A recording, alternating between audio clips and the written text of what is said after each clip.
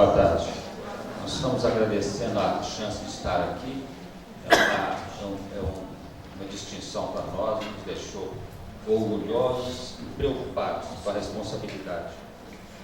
O nosso tema ficou sendo doença cardiovascular e estresse da emoção à lesão.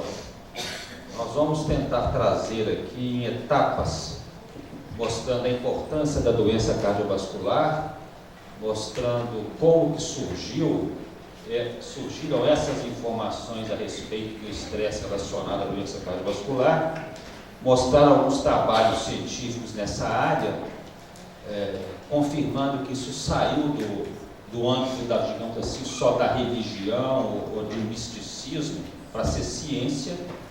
Vamos depois tentar mostrar o mecanismo e, no final, se possível, alguma coisa que as religiões trazem em relação a isso, de maneira especial o espiritismo. Nós vamos definir espiritualidade dessa forma. É um estado mental e emocional que norteia nossos pensamentos, atitudes, ações e reações nas circunstâncias da vida e no relacionamento intra e interpessoal. Ou seja, é como que nós conseguimos continuar vivendo e nos relacionando com tudo o que nos desafia, seja ambiente, pessoa ou nosso mundo íntimo. Isso é espiritualidade, isso é que nos dá se nós temos qualidade de vida adequada ou não. Mas esse termo espiritualidade também pode ser usado da seguinte maneira: manifestações do divino ou experiências ligadas a qualidades divinas, tais como transcendência e imanência. É também importante porque, do ponto de vista da espiritualidade, a religiosidade tem um impacto sobre a qualidade de vida, e isso hoje é inquestionável. É inquestionável, né?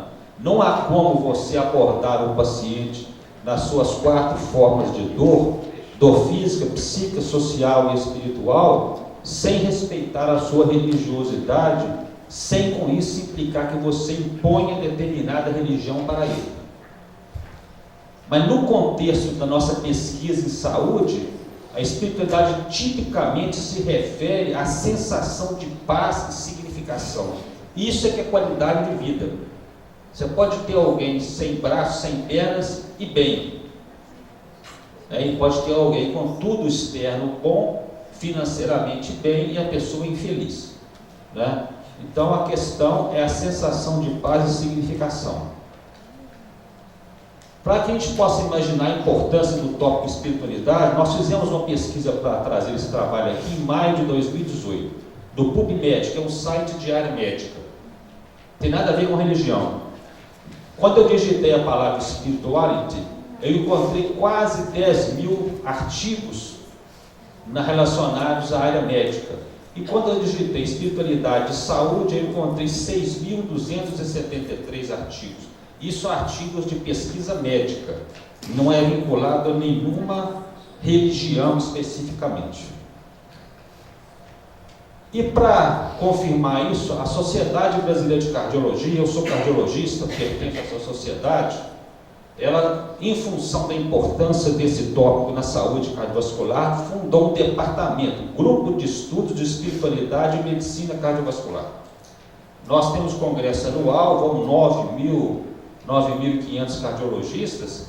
Nós temos uma sala durante os 4 dias de congresso que funciona só com estudos relacionados à espiritualidade e à evolução cardiovascular. E a sala fica cheia. Então isso não é religião, isso é ciência. Qual que é a importância disso? A doença cardiovascular é a maior causa de morte no mundo. Qualquer que seja o médico, ele não pode, na sua abordagem, esquecer disso, porque é isso que mata. Os restos das patologias, quando levam à morte, frequentemente a causa da morte é o coração. Então, esse é o grande foco da medicina, em termos de mortalidade. Olha aqui, é a maior causa de óbito nos países desenvolvidos. Nos Estados Unidos, nós temos 300 mil mortes súbitas por ano por doença cardiovascular.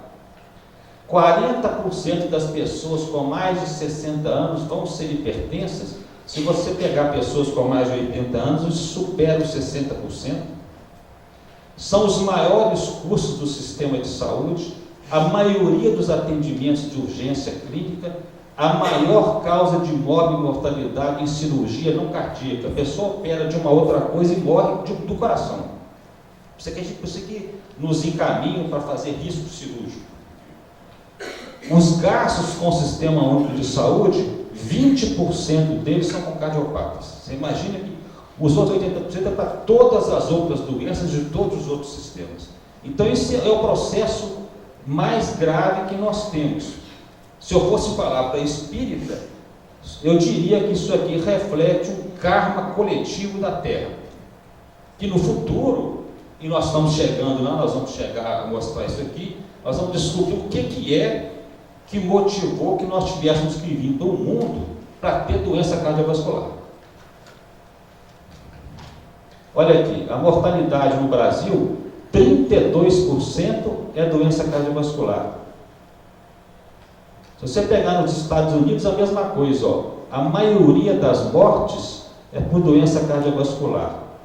E tanto lá quanto aqui, no mundo inteiro, a maior parte das pessoas morrem por insuficiência coronária ou por insuficiência cardíaca, angina ou infarto. É bom que se coloque também que o acidente vascular cerebral, o derrame, o AVC, é uma doença cardiovascular, não é uma doença neurológica. O cérebro morre uma parte porque uma artéria entupiu. Então, se eu somar coronariopatia, insuficiência cardíaca e AVC, olha aqui a quantidade de coisas que eu vou ter. Se eu pegar aqui doença cardiovascular e outras causas aqui, eu vou ter mais da metade dos pacientes morrendo por doença cardiovascular. Então é um processo grave que todos nós temos que nos interessar por ele, porque nós todos vamos ter isso aqui. Uma parte grande de nós vai estar envolvido com doença cardiovascular. O que nós vamos apresentar aqui hoje? É uma revisão de evidência fisiológica e epidemiológica ligando o fator psicológico à doença cardiovascular e discutir a relevância disso aqui que eu tenho que fazer. Então, como é que surgiu isso? Por que começou a se pensar em espiritualidade, estresse e doença cardiovascular? É que começou a notar uma coisa, é o seguinte, olha aqui, desastres naturais, industriais ou terroristas faz com que aumente absurdamente o número de infartos. Isso ficou mais evidente na atualidade com o problema do terrorismo, porque na Europa, nos Estados Unidos, no Oriente Médio, parte da África, como tem muito ataque terrorista, o número de infartos começou a aumentar, então, mais 24 infartos por dia do que era antes de ter terremoto ou do que era antes de ter um ataque terrorista. Então, uma coisa que acontecia longe da pessoa, por exemplo, numa cidade, naquele país, o número de infartos aumenta. 11 de setembro, quando derrubaram as Torres Gêmeas em Nova York, houve um aumento de 50% da incidência de doença cardiovascular comparado com o período pré-11 de setembro. Isso permaneceu durante 3 anos, mostrando que o impacto psíquico da população americana levou ao aumento da doença cardiovascular, não apenas em torno do momento, mas virou um quadro crônico, ou seja, uma consequência crônica de uma agressão psicológica. Isso foi criando um corpo de informações que é inquestionável que a questão do estresse leva ao impacto cardiovascular. Pacientes que têm desfibrilador, o que é desfibrilador? Quando o paciente tem uma arritmia que a gente não consegue controlar com remédio, nós temos hoje um marca-passo que se implanta no paciente e ele fica vigiando o ritmo do coração. Quando o coração tem arritmia, ele dá um choque automaticamente e converte a arritmia. Os pacientes que tinham desfibrilador, a gente consegue vigiar, monitorando o aparelho periodicamente. Depois do 11 de setembro, teve um aumento de 200% das arritmias desses pacientes. E esse é um aparelho que custa em torno de R$100 mil cada um. E ele tem uma bateria que deve durar um tempo limitado de acordo com o gasto. Quando ele acaba, você tem que trocar a bateria com a nova cirurgia. Esse aumento de 200% significou um número imenso de custo de novos procedimentos para retirar e trocar a bateria. Tudo depois do 11 de setembro em Nova York. Depois de eventos esportivos, é comprovado o aumento de evento cardiovascular e morte nas 2 horas após o início do jogo, principalmente em homens. Pessoas assintomáticas. E é importante pensar que 1/5 dos infartos acontecem em pessoas assintomáticas previamente e 1/5 das mortes por infarto vão acontecer na primeira hora. Então, essa é uma pesquisa que a gente tem, porque essa 1 hora de morte é 1 hora que não consegue chegar para que nós possamos atendê-lo. Então, a mortalidade é muito alta e é grave isso aqui. Depois surgiu uma outra evidência, que hoje já é conhecida como doença e nós tratamos como tal, que é o Broken Heart Syndrome, a síndrome do coração partido, ficou famosa nas revistas aí. Como é que surgiu isso? Soldados que voltavam da guerra desenvolviam insuficiência cardíaca, sem outro motivo. Antes eram assintomáticos, jovens, sem nenhum evento, e passavam a ter insuficiência cardíaca. E quando a gente ia avaliar esses pacientes, quando foi avaliado, o quadro clínico parecia de infarto do miocárdio. Pessoa jovem, chegando da guerra. E a imagem era essa aqui. Aqui eu tenho um cateterismo, que eu tenho um coração cheio de sangue, ele deve contrair e ficar pequeno. Repara que ele contrai, mas a ponta não contrai. Isso aqui não deveria existir. Há uma parada de contratilidade de uma grande parte do coração em soldados que voltavam da guerra e desenvolviam insuficiência cardíaca grave e morriam disso. Não morriam na guerra, morriam disso. E hoje nós sabemos que até 1,2% dos que chegam para mim com infarto do miocárdio não tem infarto. Tem eletrotípico, dor no peito, falta de ar, mas o que eles têm é coração partido. O que acontece com esses pacientes? A maioria deles, se você fizer a anamnese que tem que fazer, isso é o problema da medicina hoje, né? O problema, tem que fazer história da pessoa, você vai encontrar um evento emocional ou físico grave que dispara o quadro nele. Morreu um parente, morreu um filho, emprego, briga no casal, desavença familiar, problemas no trabalho. O indivíduo assintomático desenvolve. Há uma grande liberação de adrenalina, porque a adrenalina é o hormônio que reage ao estresse agudo, ao enfrentamento. E essa liberação de adrenalina cansa o músculo cardíaco, altera o colesterol do indivíduo, o coração fica batendo mais rápido, aumenta o consumo de energia, de oxigênio, as coronárias ficam diminuídas, e o coração sofre e não consegue contrair. É muito comum isso aqui. E o prognóstico disso, desde que feito o diagnóstico adequadamente, nós temos como tratar a parte cardiológica e a evolução é boa.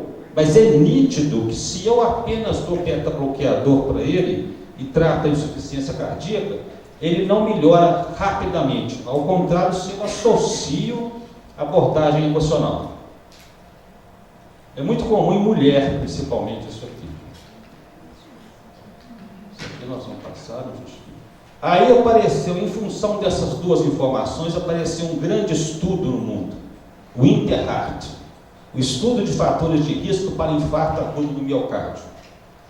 O objetivo é determinar o que é da vida do indivíduo que pode levar ao infarto do miocárdio, para que eu possa prever quem vai infartar, quem vai morrer. Que ele não apenas determina o infarto, mas determina a gravidade do infarto. Então a pesquisa era o seguinte: eu já sei que fumo, hipertensão, colesterol elevado e diabetes, história familiar, aumenta a chance de infarto. Mas começaram a surgir outras perguntas. Será que obesidade abdominal, falta de dieta adequada e fatores psicossociais podem levar à cardiopatia? em função daquela síndrome do coração partido, surge uma pesquisa. E esse Interheart é um estudo respeitadíssimo. Ele foi feito por causa do seguinte: por que o indivíduo para de fumar, eu controlo o colesterol, controlo a pressão, controlo o diabetes, põe o indivíduo para fazer exercício e ele infarta? Né? Ou seja, eu só consigo explicar 50% dos casos por esses fatores. Tem 50% de infartos que eu controlei aquilo tudo e o indivíduo infarta. Então tinha que procurar outras causas. Aí surgiu a possibilidade do fator psicossocial. Esse Interheart, ele é respeitadíssimo nesse trabalho, porque ele envolveu mais de 30 mil pacientes em 50 países, com sede da organização no Canadá. Então ele encontrou o seguinte, que 9 fatores de risco são facilmente medidos e representam 90% das causas de infarto do miocárdio. E entre esses fatores psicossociais. Então, não tem como eu abordar um indivíduo clinicamente hoje sem levar isso em consideração. Não é religião, eu posso ser ateu, eu posso ser espírita, católico, protestante, budista, eu sou médico, eu tenho que fazer isso. E se eu não sou médico e sou paciente, eu tenho que aceitar isso. É um problema para mim, como médico, abordar as pessoas. Eu começo a perguntar, mas eu sou cardiologista? E se o paciente tiver mais de 60 anos de idade, ele não quer saber disso de jeito nenhum. E ele é a grande parte que vai infartar. Porque a pessoa com mais de 60 anos, ela se recusa a mudar. Ela tem as suas formas de pensar e acabou. Consequentemente, ela vai ter qualidade de vida inadequada. Então, eu tenho que estar preparado para abordar esses pacientes nisso aqui. Não basta fazer o que eu faço como eu fazia antes na cardiologia. O que é fator psicossocial que interessa para nós aqui? É o estresse no trabalho ou no lar, estresse financeiro, evento maior da vida, morte, perda de emprego, desavenças familiares, depressão. Isso aqui é um grande problema. Recursos locais de controle. O que é isso aqui? Percepção da possibilidade de controle de circunstâncias da vida. Por exemplo, se você comparar a possibilidade de um paciente do SUS ou de um paciente de medicina privada, o do SUS, se ele tiver um pouquinho de lucidez, ele entra nesse estresse psicossocial. Porque na medicina privada, quando ele passar a mão, ele vai no hospital e vai ser atendido. Do SUS não vai. Então, ele já anda com o medo da ocorrência. O paciente que mora em locais longe dos centros grandes, sabe que se passar mal, ele vai demorar a chegar com recurso médico. Ou o paciente que mora só. O paciente que mora só hoje é um grande problema para nós da área da cardiologia. Né? Grande problema. Porque ele não aceita ser acompanhado e fica morrendo de medo de morrer. Então, é um problema. Como é que você vai tratar isso aqui em alguém que não aceita companhia? Né? Isso é uma verdade. Não adianta eu brigar com a vida, mas vai tentar convencer o paciente. Isso é fato. É fato, não tem como mudar. Então, os resultados indicaram que os fatores psicossociais contribuem para a substancial proporção de risco de infarto. Né? O efeito do fator psicossocial é comparável à hipertensão arterial e à obesidade abdominal. E tanto faz em mulher, homem, em qualquer idade, em qualquer parte do estado do mundo. Então isso é um processo universal, com evidência científica inquestionável. Inquestionável. Então conseguiu-se pensar que os 3 fatores mais importantes para infarto do miocárdio são as alterações do colesterol, o cigarro e fatores psicossociais. O cigarro, a gente sabe que comparar uma população que fuma com a que não fuma, a que fuma tem 8 vezes mais infarto que a que não fuma. Se ela não morrer antes de câncer, porque o cigarro é o maior fator indutor de câncer que nós temos, né, em qualquer área do corpo. Como é que eu posso interferir no fator psicossocial? A religiosidade é fundamental mesmo, o termo não é exagerado. As pessoas que têm uma religião firme, seja lá qual for, ela tem uma qualidade de vida que muda esse fator psicossocial. Ou a pessoa que aborda para si mesma a questão da relação com a vida. Há uma preocupação dela em mudar, em melhorar a sua relação com a vida. Olha aqui, o enfrentamento, o estresse do enfrentamento, ou seja, como que eu me relaciono com as pessoas, com a vida, se eu estou sempre mal nisso aqui, causa 1/3 dos infartos do miocárdio.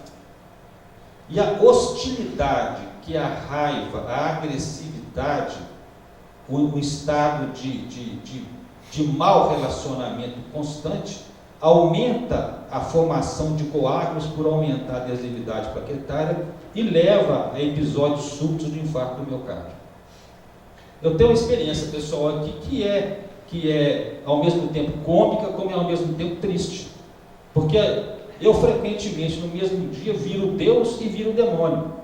Por quê? Porque os pacientes chegam para mim, eu examino, está tudo bem, chegou-a normal, ele é normal, não sente nada, o exame físico não está ótimo. No dia seguinte ele está no hospital infartado.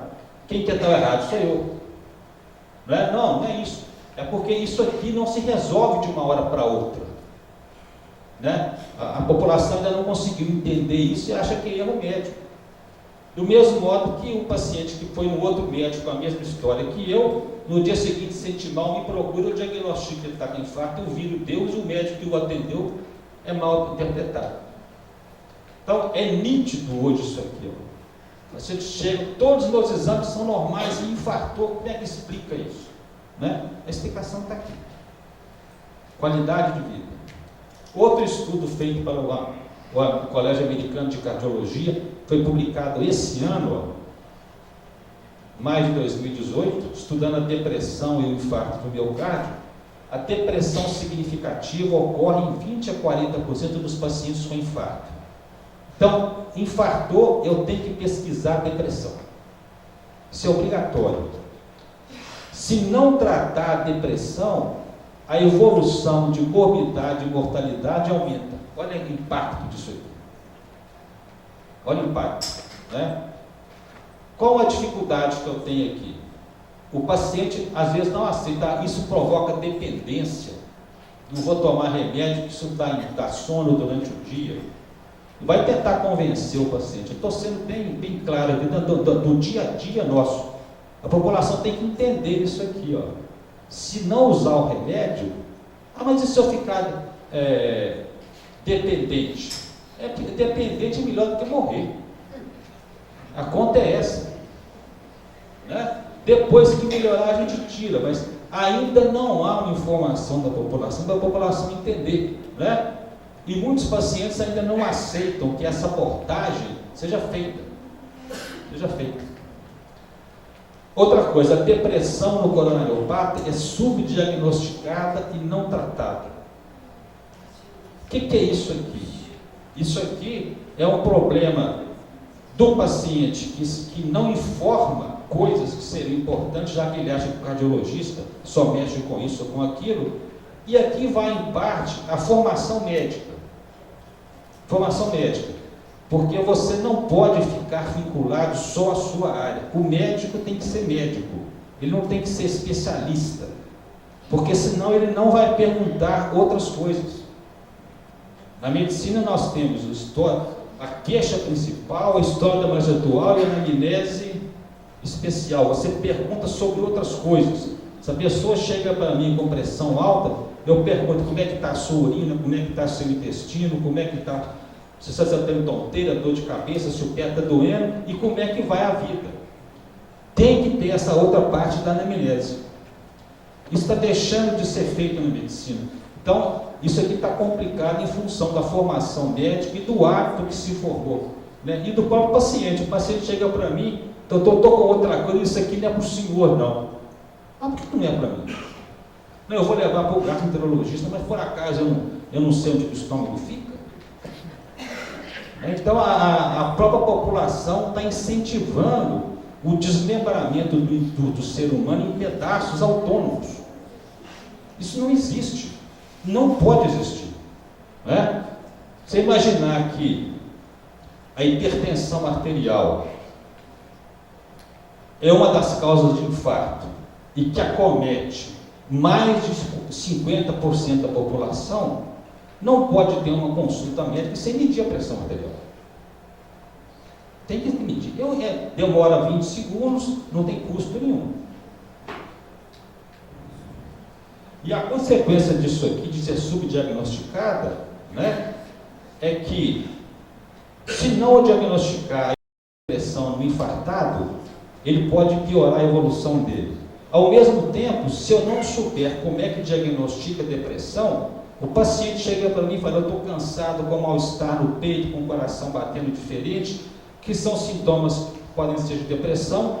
E se eu não souber esse diagnóstico, eu começo a fazer uma série de exames procurando piora cardiológica dele, e na verdade ele não tem piora cardiológica, ele tem a depressão.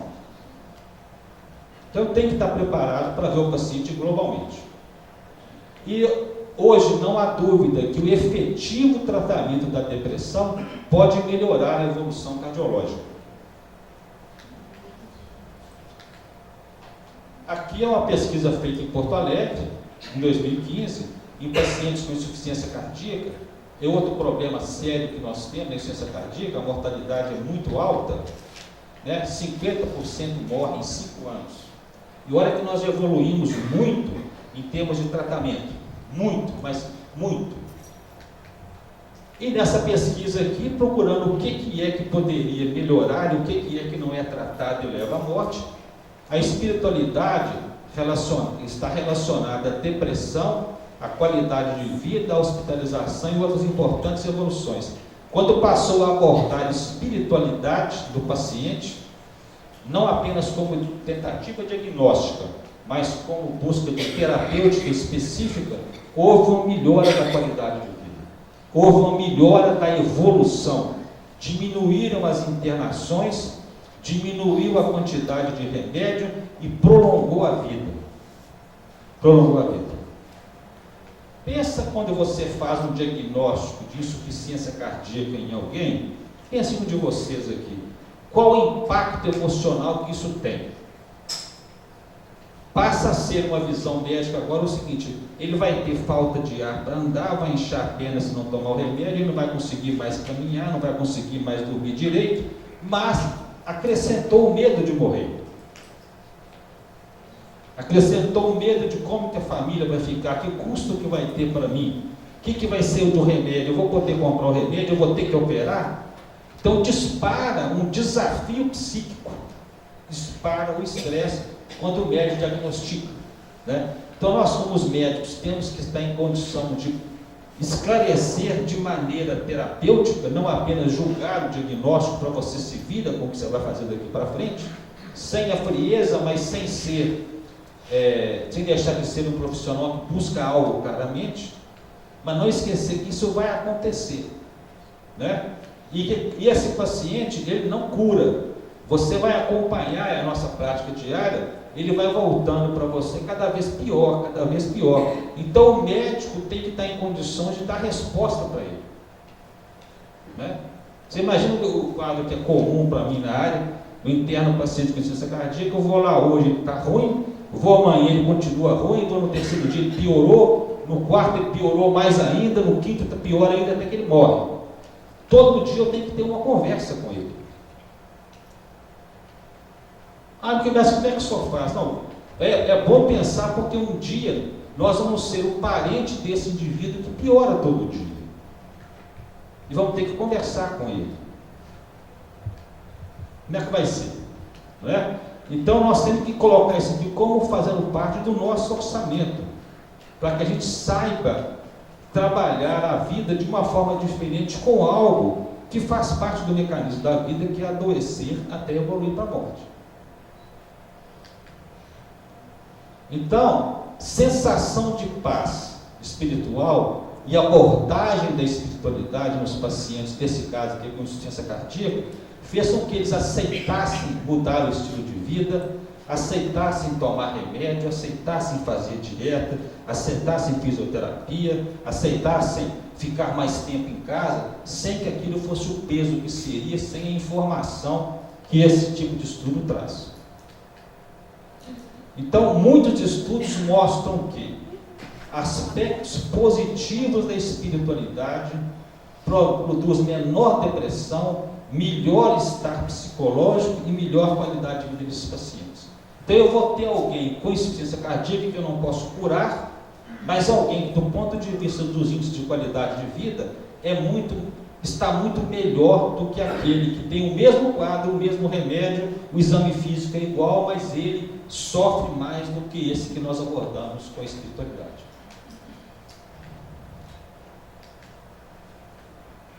A hipertensão arterial, que é uma doença muito prevalente hoje, esse é um estudo feito em 2006 nos Estados Unidos, mostrou que a frequência religiosa semanal foi associada a menor prevalência de hipertensão nos frequentadores comparado com aqueles que não iam a nenhuma religião. Quer dizer, o efeito de baixar a pressão arterial. Pessoas que iam à igreja uma vez por semana ou mais tinham a pressão sistólica, que é a máxima, 3 milímetros a menos do que aqueles que não frequentavam. Isso aqui é a espiritualidade, é estresse que leva ao aumento de adrenalina e, portanto, a pressão fica maior e traz as suas consequências. Veja bem, com frequência religiosa. Aqui é mais fácil de eu abordar. Aqui é mais fácil de eu sugerir a pessoa que frequente uma religião, seja lá qual for. Dá um bem-estar na pessoa, a pessoa deixa de ser solitária. Como é que nós temos então hoje? O estresse agudo, por exemplo, algo que aconteça subitamente na vida de alguém, leva à insuficiência cardíaca aguda, ao infarto agudo do miocárdio, ao AVC, ou se ele tiver uma doença de base, a doença piora. Se o estresse é crônico, isso aqui é mais grave que o de cá.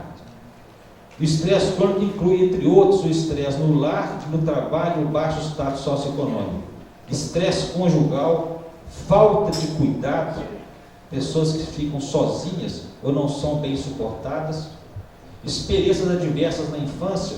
Se você pegar crianças que foram abusadas, elas vão ter mais infarto, mais insuficiência cardíaca, mais hipertensão, mais AVC do que as crianças que não tiveram abuso. E diagnósticos psiquiátricos incluem depressão e distúrbios ansiosos. Esses aqui seriam os fatores que eu tenho a obrigação, como cardiologista, de abordar.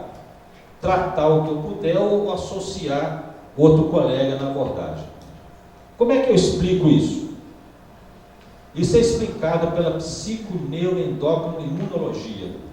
É uma especialidade nova que surgiu em função disso. É a mente que coordena o sistema endócrino, que coordena o sistema nervoso e o sistema imunológico. Isso trabalha em conjunto. E é o sistema nervoso que controla o sistema cardiovascular, o sistema imunológico age no corpo inteiro e o sistema endócrino age no corpo inteiro. Portanto, esse raciocínio, ele vale para qualquer doença, não apenas a cardiovascular. O cardiovascular é mais vulnerável, talvez, a isso aqui. Os outros órgãos são muito estáticos. Mas todas as doenças podem ser produzidas ou agravadas. Então, o que a gente vai ter é que o estresse agudo ou crônico provoca uma alteração no cérebro que faz com que libere adrenalina e libere hormônios que aumentam o trabalho do coração, aumenta a frequência cardíaca, aumenta a pressão arterial, aumenta o consumo de oxigênio do miocárdio, promove constrição das artérias. Obrigado. As artérias passam a não ser estáveis interiormente e a coagular dentro delas.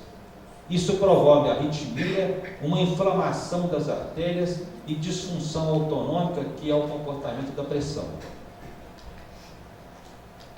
Isso vai levar ao quê? Pressão alta, isquemia miocárdica, que é o infarto do miocárdio, insuficiência cardíaca, doença coronariana aguda, arritmias e morte súbita. Tudo provocado e explicável por esse mecanismo baseado no estresse. É claro que não é só o estresse. Se o indivíduo já é fumante, sedentário, obeso, não aceita tratar, e principalmente se tiver depressão, se você tem um quadro desse aqui e acrescenta um estresse, as coisas se multiplicam. E vejam bem que ninguém vive sem estresse. Ninguém. Se eu ainda faço isso aqui, que é uma atitude irresponsável contra o próprio corpo, é uma opção da pessoa, mas todo mundo tem informação que fumar não faz bem para ninguém. Pelo contrário. Não é que sedentarismo, o ser humano é um mamífero que não foi feito para ficar parado. Né? Que a obesidade tem que ser vigiada. Né? Então, se eu não me preocupo com isso aqui, quando o processo surgir com uma ameaça de crescimento psíquico, estresse é isso, né? Ele tem que existir no enfrentamento para eu crescer, eu posso então abreviar a minha vida. Eu não tenho dúvida de que, sendo espírita, nós falamos que as vidas têm uma morte programada no momento adequado, porém eu não tenho dúvida que isso aqui faz com que muitos de nós tenhamos a morte do corpo antes da hora prevista. Mortes precoces em função da não observação disso aqui. E aqui nós podemos com isso respeitar a informação mediúnica. Olha a Joana de Ângelo aqui, muito antes desses estudos saírem, ela falou que o cérebro humano é o decodificador e direcionador da onda do pensamento através do perispírito. O espírito então comanda o sistema imunológico, assimilando e eliminando fatores kármicos. Isso comprova uma informação mediúnica antes daquelas pesquisas. E que a disposição mental atua sobre neuropeptídeos com ação no sistema nervoso, imunológico e endócrino. Olha aqui, neuropsicoendocrinologia, escrito pela Joana de Ângeles, antes de existir essa ciência aqui na Terra. Comprovando que essa informação aqui mediúnica ela era verdadeira. Não havia essa informação da ciência ainda. E a psiconeuroendocrinologia atua como? Ela provoca uma inflamação dentro das artérias, pode provocar infecção ou câncer, que não é o nosso caso aqui, promove doenças psicossomáticas e promove processos psicossomáticos na evolução da doença. Placebo e nocebo. Muitas vezes o termo placebo é tido como pejorativo. O próprio leigo fala, isso é placebo, isso não vale nada, não é? E, na verdade, o termo placebo, ele não tem esse efeito pejorativo. Ele é uma forma terapêutica que o médico usa. Já que eu sei que a mente atua em todos esses sistemas, se eu disparar algo positivo no indivíduo, eu vou ter resposta positiva. Do mesmo modo que se eu dou uma notícia inadequada, da maneira inadequada, eu disparo doença. Isso vale para a pessoa e para o espiritual. Por quê? Porque se eu procuro manter o pensamento positivo, eu vou agir como um placebo, não é um comprimido, mas eu vou disparar melhor. Mas se eu sou alguém que só fala coisa ruim, só dou notícia ruim, acho que tudo está ruim, é efeito nocebo. A informação que eu dou aqui, eu sou um pessimista, eu critico tudo que tem em volta de mim, o médico não presta, o remédio não presta, o país não presta, nada presta. Que informação que eu dou para cá? É informação de morte. Informação de morte. Não é? Então essa informação, ela não é só para o médico. Não é só para o médico.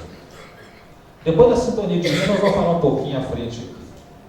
Então, veja bem aqui, coagulação, inflamação e infecção provocados pela mente. O que é o infarto? Eu tenho a artéria aqui, quando eu começo a provocar modificação inflamatória e adesão plaquetária, começa a crescer com obstrução aqui, até que vem um coágulo e começa a entupir a artéria. Então, além do cigarro, além do colesterol, os eventos agudos, a evolução vão estar ligadas à inflamação que é provocada pelo processo emocional. Todas as doenças, hoje em dia, todas têm processo inflamatório. E todos esses processos inflamatórios são provocados pela questão da psiconeuroendocrinologia. Todos. E nós sabemos também hoje sobre a epigenética. Antigamente se pensava que era o núcleo celular que tem o DNA que comanda a célula. Isso é uma verdade parcial. O que ele tem é o programa de funcionamento como um computador, em que eu tenho lá o Word, o Excel. Aí eu quero trabalhar em algum texto, eu uso o Word. Se eu quero trabalhar numa escala, numa tabela, eu uso o Excel. Está lá disponível. Mas quem manda o computador escrever o texto sou eu. Eu só uso o recurso. Quem comanda a célula é a membrana celular, epigenética, além da genética. É o contato da célula com o meio onde ela está. Com o meio onde ela está. Por isso é que tem célula-tronco. Eu pego uma célula que não é nada, ela é apenas uma célula de embrião. Se eu colocar no coração, ela reconhece o ambiente do coração e vira célula cardíaca. Se eu colocar na região do fígado, ela vira fígado. E dependendo da mente, a epigenética explica, dependendo da mente focada em um ponto, estou preocupado com o coração, estou preocupado com o fígado, eu crio um ambiente não fisiológico, altero através da membrana o componente proteico do citoplasma e a célula passa a funcionar de forma defeituosa. A doença psicossomática, em parte, é isso. Se eu trato psicamente o indivíduo, eu melhoro o ambiente onde a célula está e a doença desaparece. E além disso,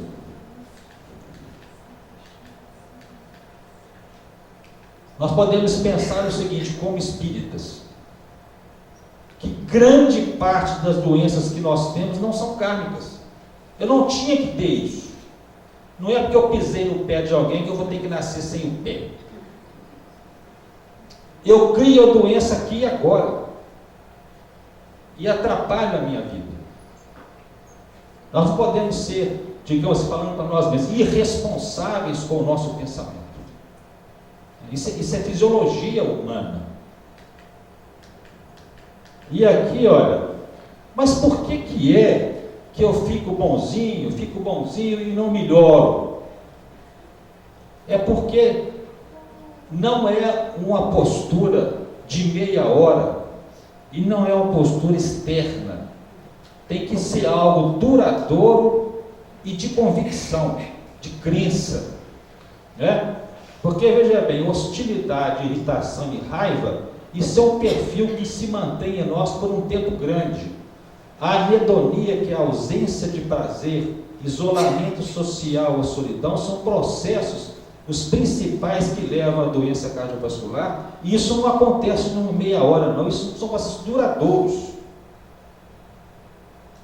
Duradouros. Então, o investimento no tratamento não é tomar um comprimido um dia ou uma semana que vai ficar bom. É preciso aceitar a necessidade de mudança, que é trabalhoso, que demora. Aí vai entrar nisso aqui o raciocínio quântico, da mecânica quântica.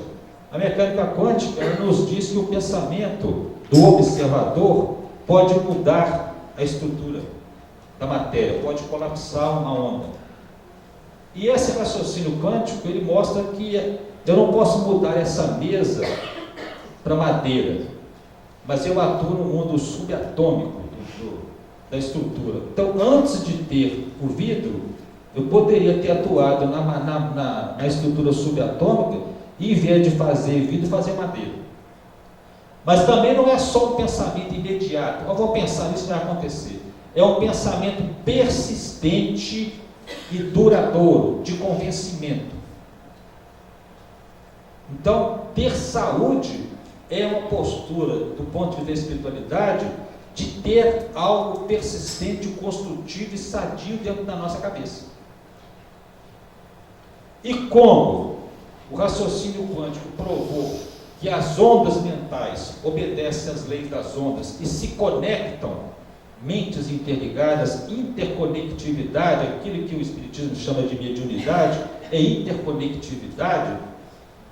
Nós estamos sempre ligados a energias mentais semelhantes, como o rádio que vai buscando a estação. O pensamento inadequado que eu emito, eu potencio e sou potenciado por todos os pensamentos inadequados. O oposto é verdadeiro, o pensamento adequado potencia e é potenciado por todos que são adequados. E essa mente potente, então criada pela sintonia, pela interconectividade, atua no mundo subatômico dos nossos corpos e pode fazer com que a função do meu corpo se transforme para melhor ou não. Então, todos esses, vocês viram que nós trouxemos aqui uma série de raciocínios, apesar de citar alguns textos espíritas, apenas para comprovar a valor da mediunidade, são comprovações da ciência, sem entrar no raciocínio religioso. Além disso, nós teríamos, para terminar aqui, comprovando a questão da mediunidade, que o André Luiz, em 1945, escreveu: a medicina será diferente no futuro quando a ciência compreender a extensão e a complexidade dos fatores mentais nas doenças do corpo físico. Muito raramente não se encontram afecções diretamente relacionadas ao psiquismo. Todos os órgãos são subordinados à ascendência moral. Preocupação excessiva com sintoma patológico aumenta a enfermidade. Grandes emoções podem curar ou aniquilar o corpo físico. 1945. Muito antes de ter essas informações da psicoimunologia. E também as tradições religiosas milenares afirmavam que nós temos uma estrutura na área do coração chamado centro de força cardíaco ou chakra cardíaco, que é relacionada à emotividade. E olha bem o que é que gera fisiologia nesse centro de força: entusiasmo pela vida, ou seja, diferente da anedonia; afetividade, diferente de hostilidade; alto amor, sentido do belo, sensibilidade ante a vida. Olha aqui. Então, isso já era informação que a ciência não aceitava, que era uma informação de tradição religiosa, mas que através da pesquisa científica chegou-se a isso aqui. É claro que ia chegar, porque a verdade é uma só. Então, era isso que a gente tinha para trazer. Desculpa eu ter falado mais depressa, mas estamos agradecendo aí a oportunidade de ter chegado até aqui. Muito obrigado.